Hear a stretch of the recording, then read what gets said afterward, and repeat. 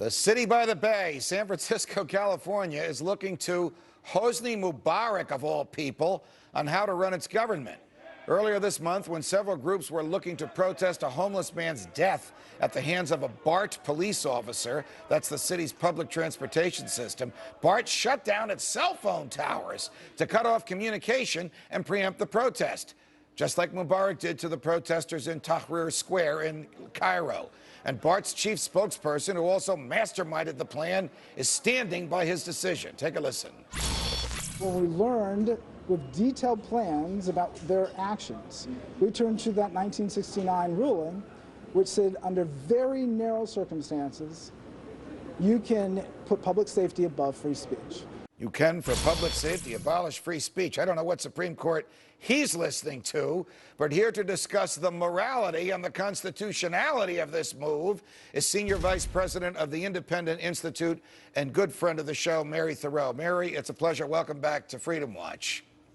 Thank you. What was the reaction in the city of San Francisco when these administrators decided to do to the protesters at a BART protest the same thing that Hosni Mubarak did to protesters in Tahrir Square in Cairo back in the wintertime? Well, we see this as an incredible, dangerous precedent, and we always see that we lose our liberties during time of crises, and this is just another instance of it. So BART is claiming this is an emergency, and they need extraordinary limited powers to deal with it, but they're already talking about when they'll use it again. And when the emergency is over, suddenly they have a neat new tool that they can roll out whenever they want to. We can easily see this extended to other agencies and, of course, to the internet and other forms of telecommunication. All right. The person that we just listened to was the spokesperson for the Bay Area Rapid Transit, the acronym for which is BART. This was not Mayor Lee. This was not the mayor of the city. This was not a publicly elected official. This is the person, the mouthpiece for an independent governmental agency. What did public officials say? What did people in the San Francisco government who have to confront the voters in November say about this? I mean, this city is known for its open attitudes and for its political protests.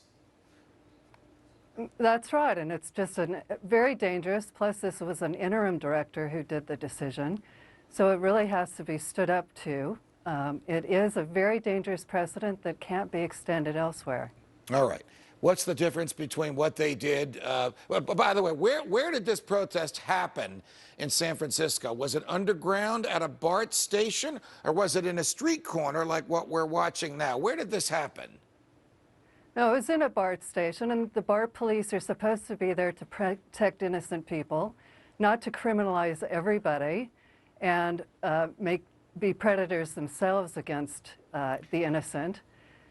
And it's just like your former person talking about TSA. When we're all criminalized, we all have to get naked to prove that we're innocent until we're guilty until we're proven innocent. All right, before I let you go, what they did was to turn down their cell towers so that nobody could use their Blackberries and iPhones, even people that had nothing to do with this protest. And somehow they're trying to persuade us that the Supreme Court would authorize this. Mary Theroux, it's a pleasure. Go ahead. I said again, yeah, they're treating the criminals and the innocent equally, just like the TSA does, and it happens over and over again. Somehow, I don't think that this will last in San Francisco. Thanks very much for joining us.